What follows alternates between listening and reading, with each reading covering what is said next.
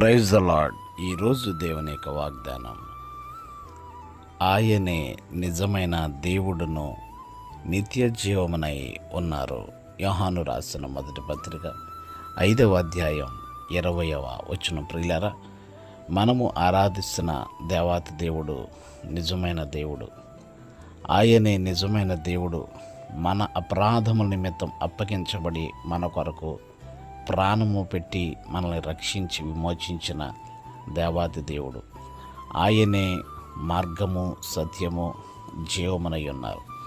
ఆయనే నిత్య జీవమునై ఉన్నారు. కనుక యేసే దేవుడని ఒప్పుకొని మనము హృదయమందు విశ్వసించినప్పుడు మనం రక్షించబడతాం. ఆయన తప్ప వేరొక రక్షకుడు, వేరొక దేవుడు లేడని దేవుని లేఖనం చెబుతుంది. నిజమైన దేవుడు, నిజమైన ద్రాక్షవల్లి ఆయనే అయ్యున్నారు. మీ కొరకు ప్రార్థించే దైవజనులు డేవిడ్ రాస్తా మినిస్టర్స్ కాజా. May God bless you.